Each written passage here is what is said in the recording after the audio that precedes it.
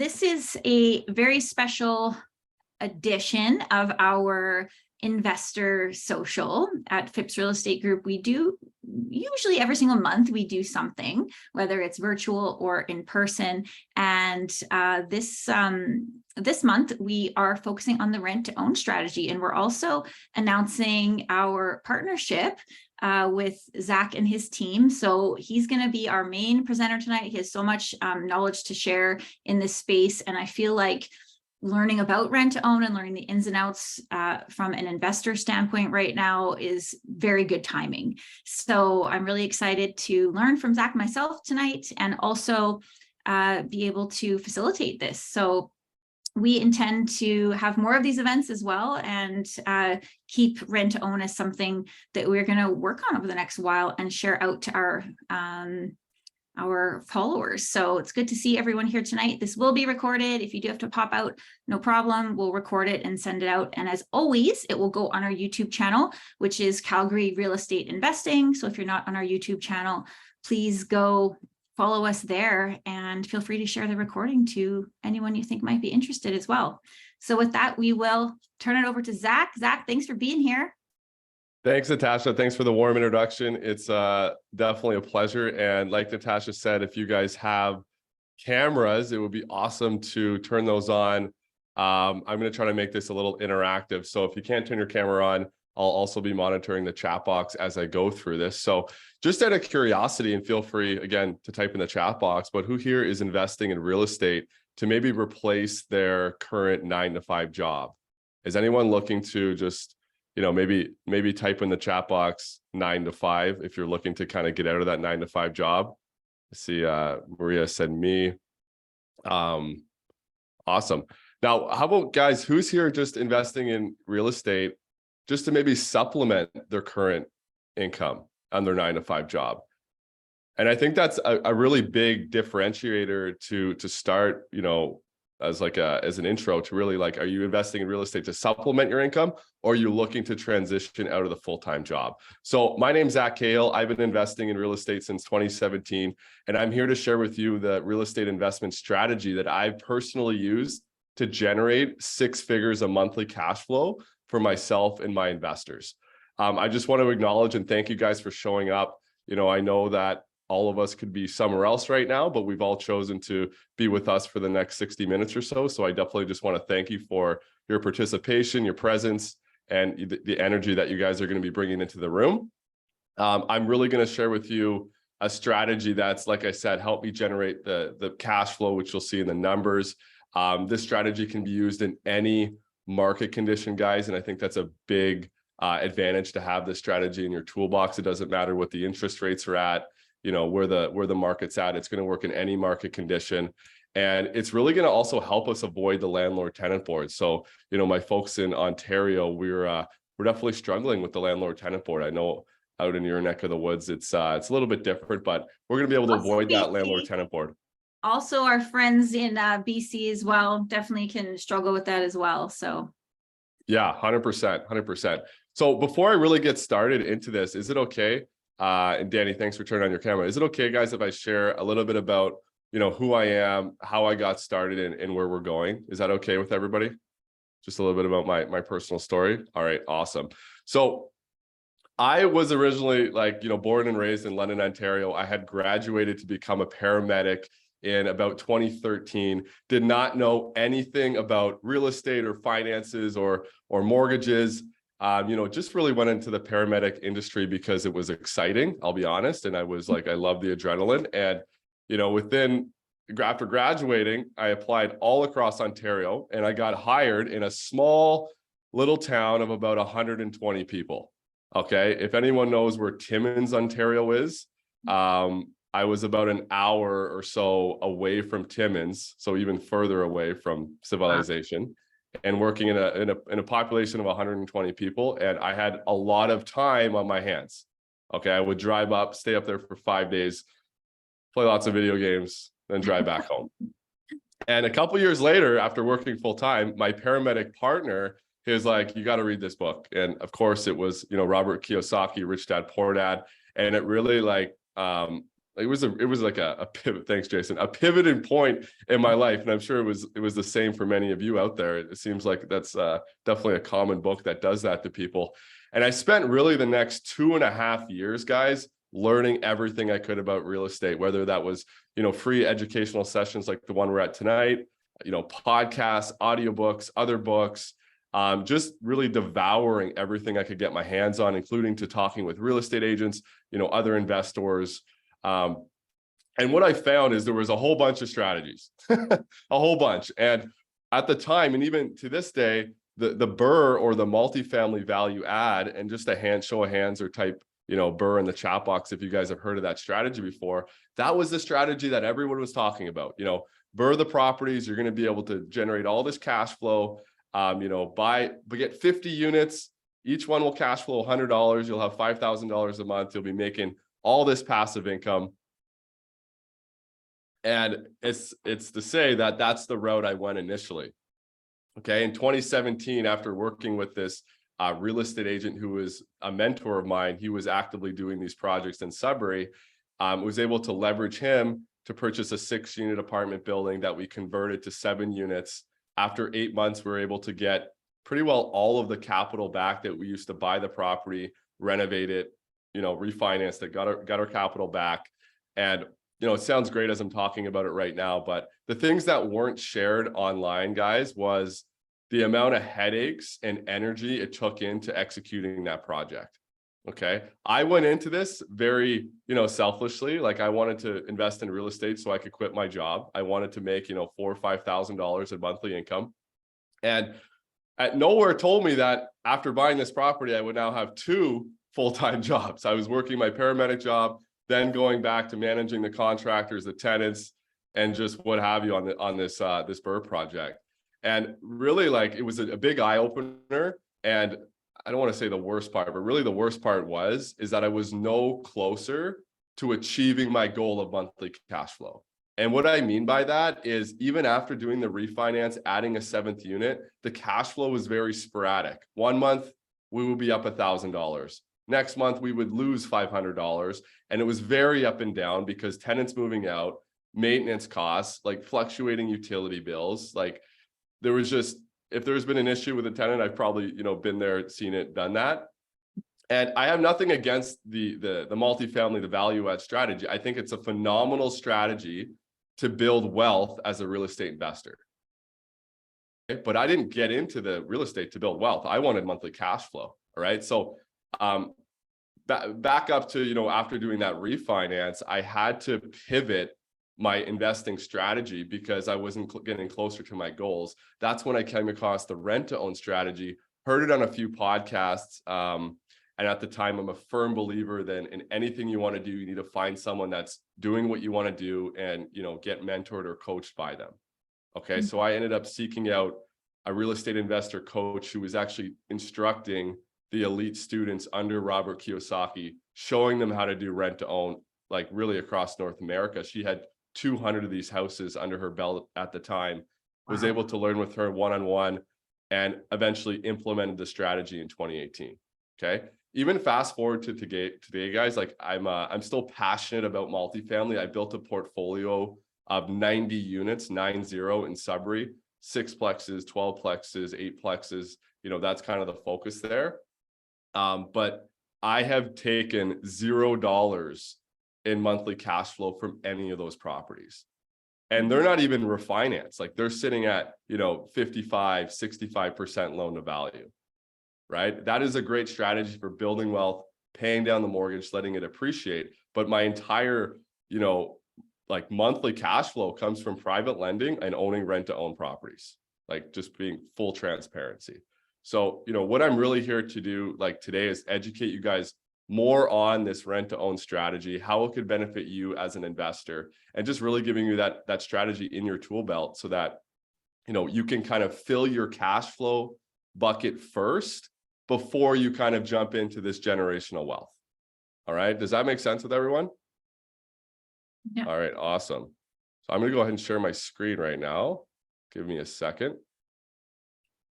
Zach, I appreciate the honesty because I think, it's really easy to buy yourself a full-time job. I say that to people a lot. Like, we're not trying to buy yourself another full-time job. I don't think that's not what most people want. So I really appreciate the honesty and, you know, what the different strategies can actually do when it comes to the dollars and cents. Yeah, no, absolutely. And I think, honestly, just even more transparency, I think part of it too is, a lot of the real estate investing groups or coaches, you hire a multifamily coach, for instance, my first kind of mentor from afar was Grant Cardone. Grant Cardone is only endorsing multifamily properties. You hire a flipping coach, they're endorsing flips. You hire a pre-construction, they're endorsing that. So for you guys, and what you're going to see throughout this presentation is being able to pick a strategy that aligns with your personal goals, not somebody else's. And that's by far the most important thing, the most important takeaway from this presentation. All right. So again, pleasure to be here. Going to kind of skip into this.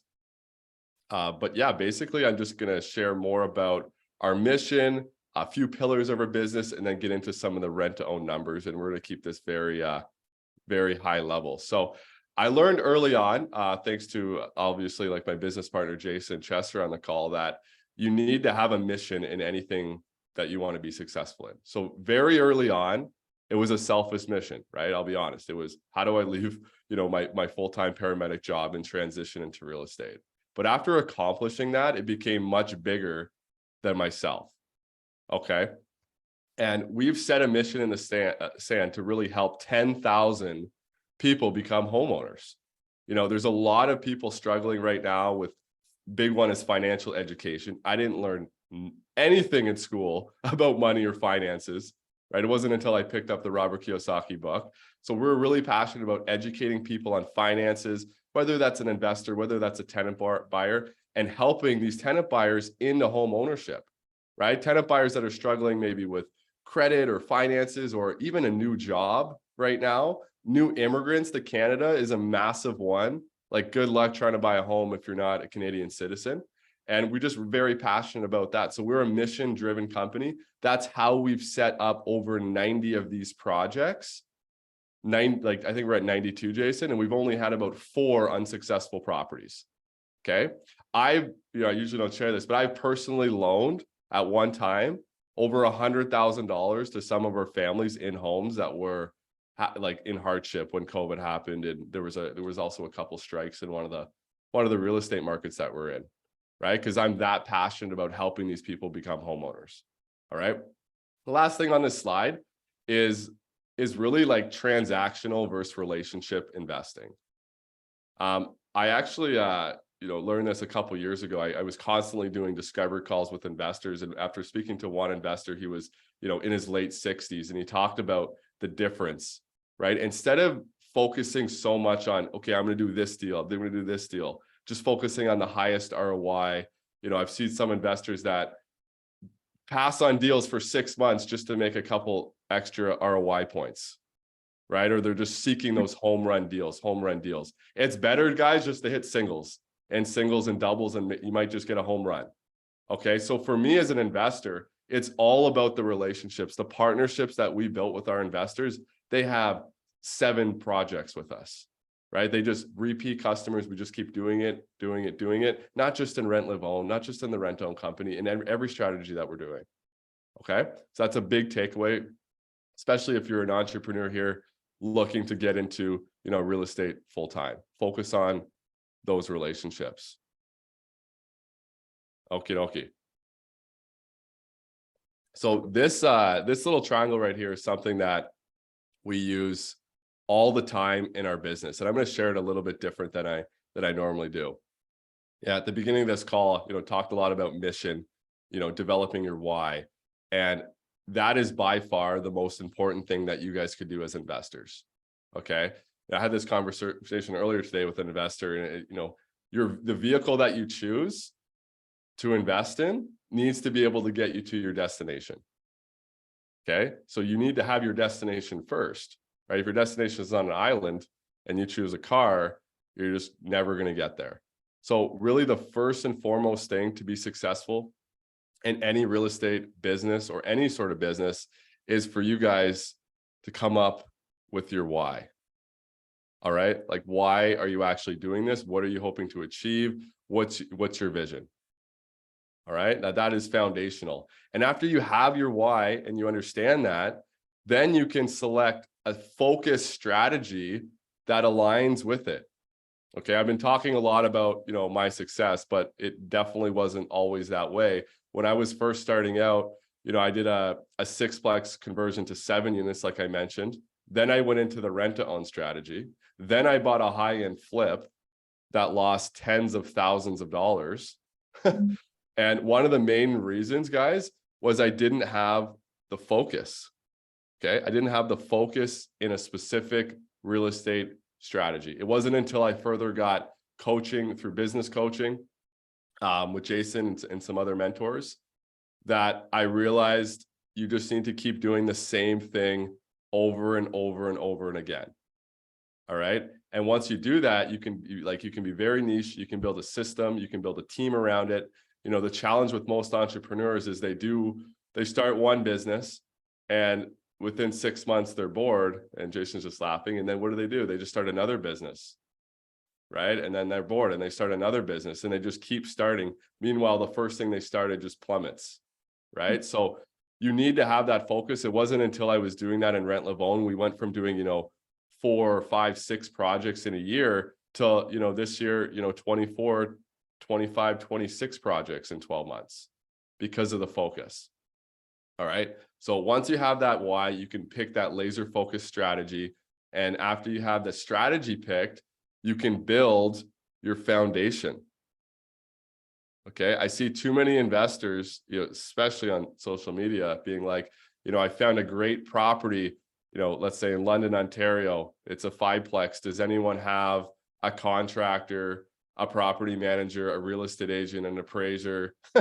It's by far completely backwards. So you guys need to focus on that foundation because that's what's going to get you through it. Just like when I bought that high-end flip, I didn't have the focus and I definitely didn't have the foundation to be doing something like that. Even though the mortgage broker said it was a good idea, the realtor at the idea said it was a good idea, the lawyers let me sign the paperwork. But guys, it's your name on the line. It's the investor's name on the line. You need to ensure that you have that built foundation. So at Rent Live Own, again, we have the tax, the tax guy, the insurance broker, the lawyers, the real estate agents, the mortgage brokers, the credit counselors. Everybody in our team is fluent and trained in the rent own strategy. And that's what you guys need to be working with or build it yourself. Okay. We're off to a good start here. I promise I won't, we'll definitely be wrapped up just before 9. So the last piece to this puzzle. 7 for Calgary. Oh, 7. Yeah. We're going till 10 o'clock, everyone. It's a 3-hour session. Yeah. That's so funny. So the big thing as well, like the last piece to this puzzle, like really, if you didn't get anything from this whole presentation, is super, super important. And I talked about that high-end flip and me going into that. And I've networked with a lot of, flippers, let's say in Ontario, that actually lost like hundreds of thousands of dollars recently when the market changed. Yeah. And people that were trying to invest in speculative investing, like pre-construction, relying on the market to go up, I got absolutely burned. Okay. Some never recovered. And one of the main reasons for that, guys, is they didn't have the appropriate exit strategies when they set up these properties. They may had one and at best maybe 2 exit strategies.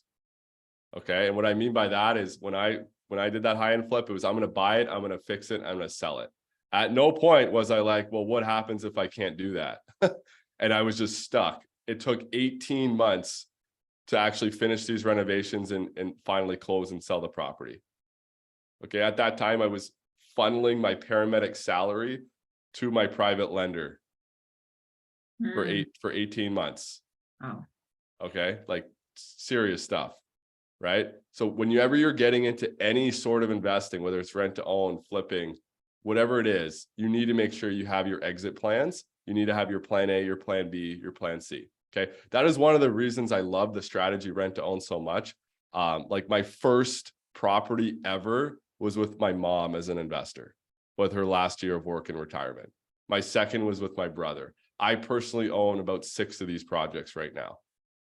Okay. And the reason I'm confident, not just in the numbers, but in everything you're seeing right here, especially the exit strategy. And when we look at the exit strategy, we're going to get more into the rent to own in a second. But our plan A is always to see the tenant buyer buy the house and they become a homeowner. That was a terrible drawing. We're just going to erase that. So what happens if the tenant buyer doesn't buy the house? Right? It's a question that we get all the time, which has happened before. Because we're in specific markets, we have a really good chance of finding a new tenant buyer. And feel free, as I'm going through this, guys, if you have any questions, just put them in the chat box and we'll definitely cover them at the end, okay? So first tenant buyer doesn't work out. We always have the option of finding a new tenant buyer, all right? We're always looking at the option to sell the property, okay? And selling is a very interesting one because it's never guaranteed that you're going to be able to sell and recover your cash. But one of the fundamental things that we look at in a market when we're looking at rent to own, surprisingly, is, let's go with a different color here. Something brighter. Okay. We look at the average and medium household income of a city. Okay. I know, like looking at population growth, phenomenal, job growth, phenomenal, but these are kind of more like micro things that we look at in a specific city. Okay. And I'm going to share with you some stats of, let's say, like Sudbury compared to London. I know we can get the stats for your market as well. All right. So average household income in Sudbury is about 80,000 a year. And we compare that to the average home price in the city. Okay. So the average home price for like a detached home, we're looking at about 450K. I would say like 350 to 450 is kind of our fluctuation. All right. So the reason I'm confident in that selling exit strategy is because we are one of the last cities that would have any sort of price reduction in a market crash. Okay. If you look at a city like London, Ontario, the household income in London is actually less than Sudbury. Yet the average home price, a home just got listed down the street for me, like 3-bed, 2-bath, $800,000, 800K. Meanwhile, the household income is less. You look at Toronto, way bigger disparity. You look at Vancouver, bigger disparity. So that's why we've like handpicked select markets that have strong household income related to the average home price.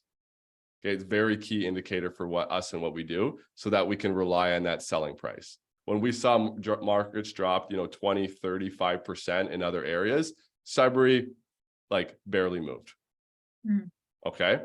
And I'll get right into the next one here. Really the last one, like the most important exit strategy, in my opinion, is turning these types of properties into buy and holds. Because even though, the market is more resilient, it might not go down. There's still a chance it could go down. And you never really want to sell your property and lose money on your investment.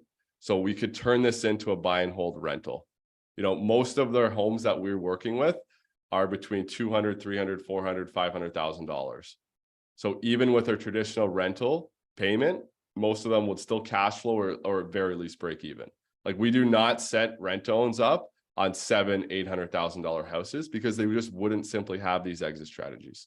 Does this make sense, guys? I know this was probably a lot to digest, a lot of writing on the page, but I really wanted to kind of go through, the mechanics of how I think and how we analyze markets. And we talk about that here a lot, Zach, too, is like aligning the strategy with the market and making sure that that's the best market for it, right? Like if you're going to implement a strategy, it doesn't necessarily have to be your own backyard. 100%. And with rent to own, it is one that's like done very well virtually, like just hands down. We have, deals in multiple other provinces. Okay, so I do have, I know some of you probably can't stay to the end. I'm going to also put in my link to book a one-on-one call with me if anyone wants to kind of learn about this strategy more. And with that being said, we're going to kind of get into what are the steps of a rent to own and how does it work? Okay. I'll try to keep this. I just love talking about rent to own. I'm not going to lie. All right. So the first step in any successful rent to own is we have to pre-qualify the tenant buyer. Okay. So in order for us to do this successfully, like whether you're going to take this knowledge and do it yourself, work with us or another company, you need to understand this process. All right. So on average, like per month, just talking about the Sudbury market. Yes, we're in multiple markets, but I'm kind of basing everything today on the Sudbury. We're receiving about 400 to 500 surveys every single month. And these are people that are getting referred by real estate agents, mortgage brokers, social media, paid ads. We've been build up quite the relationships with our partners over the last 5 years. So that's a big thing. You need a lot of people to apply. Okay, they're all going to our website. And from there, we're kind of funneling them down into 3, like they're answering about 20 questions on our website. We're going to ask 3 specific ones that they have to answer correct to move ahead. So these are people that, number one, they have savings, normally about 4% down payment to their name.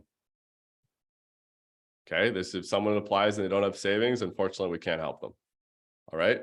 They're also about 75K household income, which is about the average. And they're employed or self-employed, like business owners. Okay. So when we do this 400 to 500 people push to the website, we're quickly categorizing them based on their answers because, the bandwidth of speaking to this many people is absolutely insane. And we push them to the next step. Okay. And out of any qualifier, let's say on a rent to own or someone that's looking to buy a home, I'm curious, what do you guys think the most important thing is we look for as a rent to own company? And feel free to type in the chat box. Is it, credit score? Is it their job, their income, their job history? Like, what do you guys think the most important thing is we found as a success indicator in a rent to own tenant buyer? All right, some answers. Let's go. So we've been recently working. Okay, we got one. Pay stub. I love it. Credit score. Length of job. These are all great answers. So at the beginning, guys, I was along these same lines. Savings plan, great. I was along these same lines. It was all financial. It was all financial related. Okay. But what we've determined is the number one thing is actually, funny enough, their why. Just like I showed you in that previous diagram. It was their personal motivation to become a homeowner was the number one deterrent. Okay. And it's because if something went wrong, these were the first people to contact us and say, hey, Zach, I don't want to lose my house. I'm willing to do whatever it takes. All right. We're dealing with a guy right now, won't name the city or anything, but like lost his house in Fort McMurray in 2017 to a flood, went bankrupt, lost his wife, passed away, has like 3 little girls and is trying, making a great income and is trying to, rebuild his credit, right, for his 3 girls. Like the heart stories that we help people become a homeowners, those are by far the most successful clients. Like that's what we look for over anything. We've had clients apply to us that have actually phenomenal credit, great income, but their why and their vision and just their attitude didn't align with what we were looking for, and we turned them away. Okay. The why and their attitude is number one. And once we confirm that on that initial call, find more about their survey, like just build a rapport with them, we're going to go right into their survey questions, the ones that they answered on our website. And from there, if we think it's going to be a good fit, we send them over to our mortgage broker. All right. The mortgage broker is responsible for basically collecting all of their documentation, doing a budget plan, looking at their credit score, and getting really the full picture of why they can't own a home. All right. Now, our mortgage broker might say, okay, sorry, you're never going to be able to qualify. It's a no. They might say, oh, it's a not now, like come back in 6 months and do this, this, this, and this. Those are kind of actually one of our favorite type of clients. That's how we're able to nurture some of the leads that are referred to us by a mortgage broker or a real estate agent. Or the mortgage broker might just say, you know what, everything looks good, and we have a yes, and you're pre-approved for the rent-own program. All right. Now, when they're pre-approved, we're going to create the tenant buyers what's called an action plan.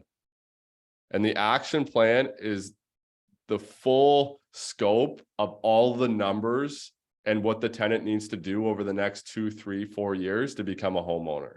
It's going to let them know what their purchase price is today, like what price are we going to buy a house today at, what their buyback price is in the future.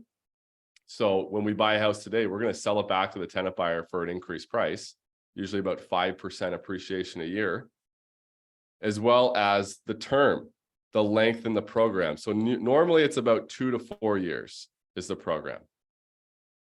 Okay. On top of that, we're going to let the tenant buyer know what their down payment is. Now, most clients need about 4%, but we've had clients that we had a 10% down payment. That's going to be noted on the action plan for the client. Okay. A few more things on the action plan. It's going to let us know what the rent is, the monthly rent payment, as well as a monthly savings payment. So all of our tenant buyers pay 2 monthly payments, and this is a crucial thing to understand in a rent to own. They're not only paying a market rent or slightly above market rent price, but they're also paying a savings credit payment. Okay. And both of those are going towards the home, like going to you, the investor, sorry. All right. So that gives us an increase on the monthly cash flow is what it does. All right. And lastly, on this action plan, it's going to tell us the action steps and give us the milestones of what the tenant buyer needs to do over the next 6 months, 12 months, 24 months, and ultimately what they need to do to become a homeowner. Very detailed on what's stopping them and what we're planning on doing. Okay. So we'll review that with the client. Again, our company takes care of all of this. We do about an hour review with them. And then from there, we sign a letter of intent with the tenant buyer, and we will collect a $2,500 deposit. Okay. And that's our version of how we actually qualify a tenant from, the 400 to 500 leads. Just curious, asking you guys, how many people do you think we approve after we get, let's say the 500 leads to the door every single month? How many people will we get to this stage right here? The letter of intent and paying $2,500. Just type it in the chat box.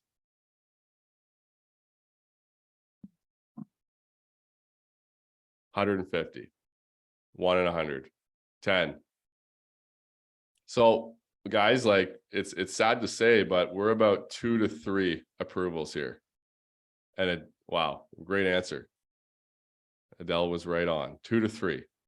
Okay. It's very particular. Like that's in the Sudbury market. Obviously we're in other markets too. So, we're doing a fair bit more volume than that, but just this is what it takes to do rent own successfully.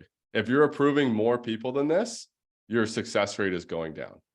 Bottom line, it's a lot of, go ahead. Can you just define I know what you mean when you say success, but success is a successful transaction for the tenant, not just for us as the investors, right? Like it's a success from 100%. So win-win. Yeah, this is what we measure our success rate by right here, 10,000 homeowners. So if somebody fails, a homeowner doesn't become the homeowner, that's definitely an unsuccessful rent own. And that's how you need to be measuring it. Totally. And I just want to point out quickly, guys, I've talked to a lot of rent to own groups, and usually why it doesn't resonate with me is because what Zach brought up, the why being number one is key, and caring about these people, because it can be done in a predatory way that is not being done this way. So this like resonates with me a lot more in terms of it being that win-win, and that we really, really want to get to that success. 100%. No, I appreciate it, Natasha. And so this is 2 to 3 people, not percent. This is 2 to 3 people of the 500. And we get this deposit, guys. This actually goes with their initial down payment. Okay. That's actually going to go with their initial down payment. We're just kind of getting a commitment there, because after they pay that and they sign, we now have a committed tenant buyer. And the next thing to do is match them with a committed investor. Okay. So how we actually do that, I'm not going to draw that much stuff on this slide. It is much more streamlined. So on the investor front, we usually have a presentation like this. You guys will connect on a call with myself, and we'll go more into the numbers. And from there, we get a deposit from the investor. Typically, it's the same amount, $2,500. And we have a letter of intent also signed between our company and the investor. And we'll put you on our investor list to receive deals. And what this does is, it's not a first come, first serve. When we don't just put out a deal and have investors swarm to it, we sign investors up in order, so that way we can understand your why. Okay. And what locations you're looking in, and how much you're looking to invest, and what you can qualify for a mortgage for. Okay. So that way, if we have 3 people on the list and you sign up tonight, now we have 4, you're going to get the 4th deal. Okay. It just goes in order. Very simple. There's already enough stress in real estate. So this is one way that we eliminate it. And not eliminate it completely. I don't think that's ever possible, but we get you guys on the list. Once you're on the list, you're going to get a few different things. Okay. When there's a deal, number one is you're going to get the tenant buyer story. So that, again, like who they are, why they're in this scenario, why can't they get to qualify for the mortgage. We're going to also let you know the financials in a pro forma, which we're going to look at briefly today. And we're going to let you know the property. So if we have the exact property, we'll definitely include it for you. But most of the time, the tenant buyers have not found a property yet. We'll just let you know the generic area. And, if it's a 3-bed, 2-bath, 4-bed, 2-bath, we'll let you kind of know that. The greatest thing about working with the tenant buyers too, is they love to pick properties in great areas. Okay. Because they want to become a homeowner. Most of them, let's say, we have a family in Sudbury. They've lived in Sudbury their whole lives. We only have one property that's in I would call it like a C neighborhood. Everything else is like B's and A's. Okay. So once that is, you see a tenant buyer, you'll have all the information to review it. You'll commit on it. Then we go house shopping. So when I talk about the tenant buyers, why, very important, they're motivated to buy a home. It's also very important they have savings to go towards the home, because now they're financially committed. And lastly, you need them to be emotionally committed to the property. They must pick out their own house. Okay. If you buy a house and you're trying to cookie cutter, fit someone in there, I'm telling you, it's never going to work. We've tried it. We have tried it. And, there's one that we're having going right now successfully. But it is very challenging. You want the tenants to pick their own home, bottom line. Okay. So how we do that is having the tenant buyers house shop with one of our investor real estate agents. That's going to help us, our rent to own company, and the tenant buyer and the investor pick a good property in a good neighborhood. Okay. Well, that's what we rely on our real estate agents for, Natasha and her group. So when we do find that house, we're going to submit offers. Again, the difference here is that you, the investor, is the one signing the offer. The tenant buyer is going to pick up the house. We're going to analyze it. We're going to make sure the price makes sense that we're offering. We're always going to do conditional as well. So we do conditional offers based on the financing and the inspection. The appraisal and the inspection are also both paid for by the tenant buyer. So if we had a bad inspection report, the investor is not out of pocket. We just move on to the next property. Okay. So let's say we did the inspection, turns out great. Our financing came through. We're also collecting the down payment from the tenant buyer here. Again, that is typically, the 4 to 10% down payment at this time. And we're also beginning to sign all of the contracts. Okay. Between our company, the investor, and the tenant buyer. Right. That after that's all complete, we would waive the conditions and you guys would purchase the property, right? Just like you would if you're buying a regular rental property, 20% down, qualifying for the mortgage. All right. Okay, perfect. So after we close, then the next really can opens for our company, Rent Live Own. So there's a lot of upfront work for us to do. And then we do our monthly management.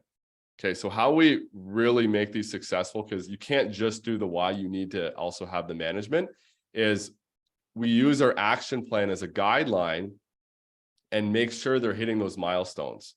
So number one is we're doing all the financial and credit training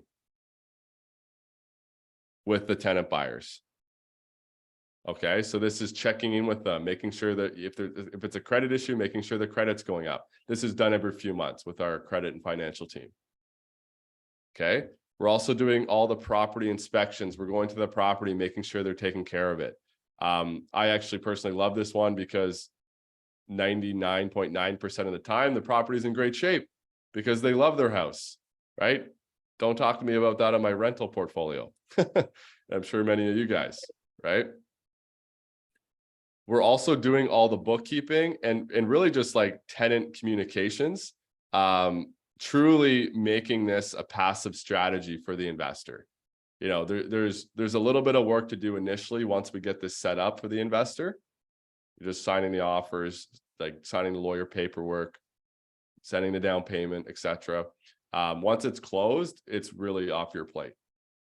Okay, so we'll help out with all this for the next 2, 3, 4 years. Usually our deals are about 3 years long. And at the end of it, we'll create a homeowner. The tenant buyer will actually buy the home back from the investor. Our team will facilitate that. Again, when I share that success rate, 94%, that's what I'm talking about. Truly getting the tenant buyer to purchase the home. All right. So I know that was a lot of information. Feel free if you guys have any questions to put them in the chat box. Sorry, B key was just bookkeeping or the accounting. So just so that's kind of off your shoulders. I believe I got all the other questions in there. All right. So are you guys ready to see a few numbers on the rent-to-own deal? Yes. Okay. So I'm just actually going to show some summary pages today. And then Natasha or Jason, you guys will send a link in the chat box so that if anyone's wanting to learn more, we can definitely get on a call and analyze the full spreadsheet. I know there's been a lot of probably, especially if you haven't heard about rent to own, there's been a lot of like new terminology, new strategies. So I just want to keep this very light and just show you guys some of our most recent deals that we've set up. This is probably going back like 3 or 4 months there, but let's do this. So this was a recent deal that we put together just outside of Sudbury. Everyone can see this okay? Yep. You guys, okay, perfect. So purchase price on this property was $260,000. Okay, at the very top there, $260,000. The investor put an initial investment. So the initial investment includes the down payment, all the closing costs, like the entire initial investment for this project of just under $60K, $59,875. I'm going to draw your eyes down to this line right here, the monthly cash flow. So after closing, the monthly cash flow on this project was $908 a month to the investor. Okay. Now, how the monthly cash flow is calculated is very straightforward. It's all of the monthly income minus all of the expenses. This $908 is money in the investor's pocket. Okay. We don't budget for vacancies or maintenance or pest control or capital expenditures. Like my multifamily spreadsheet, I think there's like 9 other line items in the expenses. But with a rent own, it's very consistent cash flow. So $908 a month for 3 years. We're getting just over $32,000 of profit from cash flow. And as I mentioned to this whole call, this is a cash flow strategy. When the house sells, we'll have an additional profit of around $1,800. Total profit for the strategy, $34,500. All right. Our annual ROI on this guy was 19%. 19% a year for 3 years. And if you guys are familiar with, cash on cash, if there's any kind of private lenders that are in the room tonight, you're usually happy with 10, 11, 12% return. This one right here, this was definitely a nice one, was 18% cash on cash. Okay. So definitely a strong deal. Now we did use this was before the last couple raises. We used a mortgage rate of about 6.25%. We're running our deals right now about 6.75%, just to give you guys some context. And we're still hitting these numbers that I'm showing you today. Okay. What about the insurance, Yeah. Zach, like property maintenance? Obviously, you talked about that a little bit, but taxes, how does that work during the term? Yeah, 100%. So the investor is responsible of paying their essentially their 4 expenses, right? So the investor is going to pay their mortgage, the property tax, the insurance, and the management fee to rent, live, own. Okay. After those 4 costs are paid, the cash flow is, we're still looking at 908. So right? that's the number, including all those expenses. Including all those expenses. Thank you. Okay. The tenant buyer is going to have their own tenant insurance for their contents. The investor is going to have their investor insurance. Yeah. Thank you. Okay. No problem. So I'll definitely go through another one right here. And then if you guys want to ask any questions or anything like that, happy to look at it. So this one, a little bit more of a higher priced home, $345,000. Again, this one was also in Sudbury. Initial investment, we're looking at $75,000. So again, that's the down payment, all the closing costs invested into the deal. Monthly cash flow on this guy,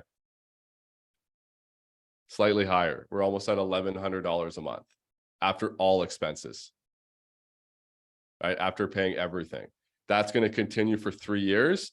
Cash flow profit, just under 40K, $2,500 from the profit from the sale. Our annual or our ROI on this one, 18.5%. So when we're putting deals like this, cash on cash, again, over 14%. When we're putting deals like this together, guys, the initial ROI that you see on your pro forma will always be minimum 17% at a 6.75% interest rate.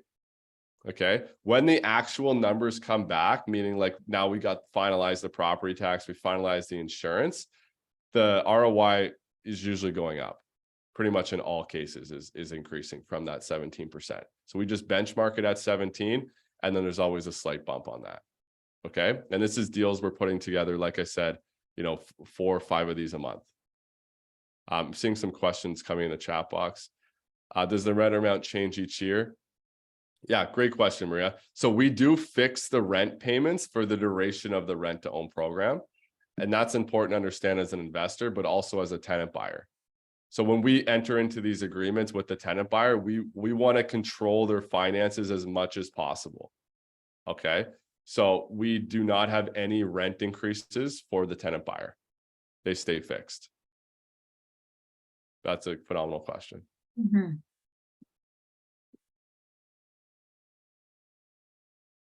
Yes. Great question, Danny. So 100%. So when the investor gets his profit from the sale, the 2,500 here, he's also getting back the 75K that he used to invest, or else you'd be losing money. So you're going to get your initial investment back plus the profit from the sale.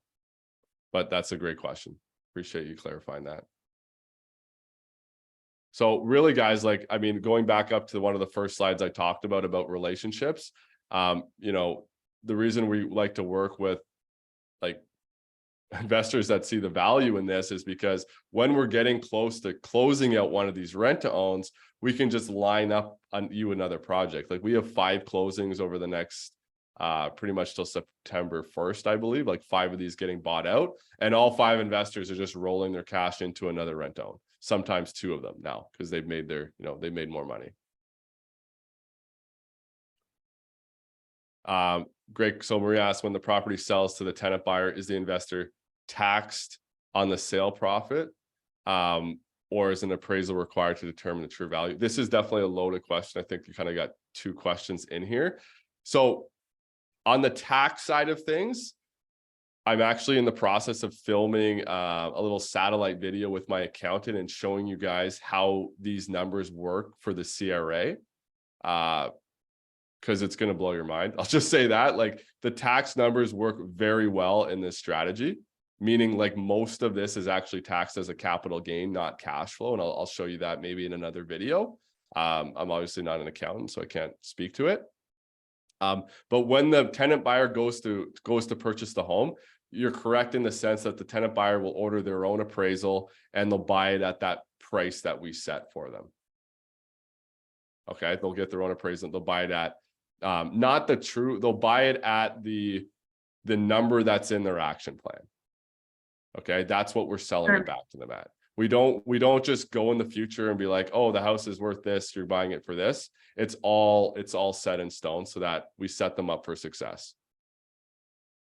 That's a great question. Perfect. All right. Jason, do you want to drop our shared link there in the chat box, just in case anyone is looking to kind of book a call or take this to the next step? If you guys have any other questions, feel free to pop them in the chat box, message Natasha, and we'll definitely connect. But it was honestly a really pleasure to speak with you all tonight, and I'm looking forward to helping you guys build some cash flow. Awesome. Oh, there's one question from Anita there. Yeah, so profit from sale is calculated based on when we sell the property back to the tenant buyer. Again, we'll review this if you want to get on a call and we can look more in depth on the spreadsheet. But when we sell the property back to the tenant buyer, we're also refunding, their savings credits that they've been putting towards the home, right? So that's why most of the cash flow, pretty much all the cash flow, we somehow get other balanced deals where it might be 50-50 in terms of cash flow and profit. But honestly, guys, I use this strategy to purely build monthly cash flow, right? And I use other strategies to build generational wealth. So happy to kind of review that with you, Anita, on another call.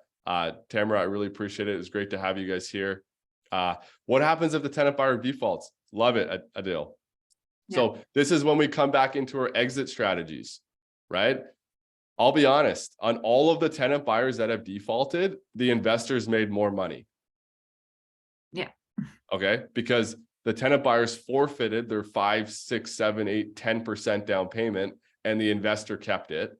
The investors or the tenant buyers forfeited all of their monthly savings credits, and the investor kept it, and the investor kept the house. Right. So that's why it's imperative, like when you're setting up these rent to owns, to do it from a place of a mission first, because in the short term events, you would make more money if these tenant buyers defaulted. But if you're just in it to take tenant buyers' money, it's never going to last.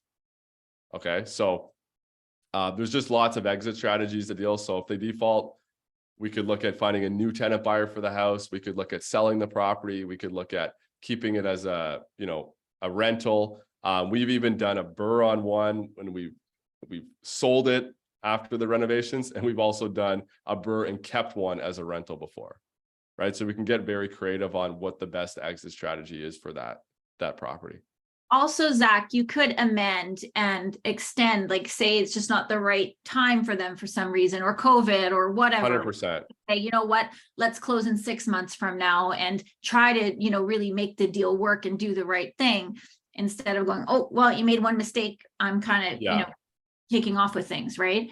Exactly. So, exactly. And we're like 100%. And we have that. That's honestly one of our first exit strategies, is to extend. We've even had an investor kind of run into personal challenges and wasn't able to offer the year extension that was necessary. And our company bought the house from the investor at the price, and then we extended with the tenant buyer. So there's a variety of exit strategies we can use. The best thing is just making sure that we have everyone aligned with Rent Live Own's mission, right?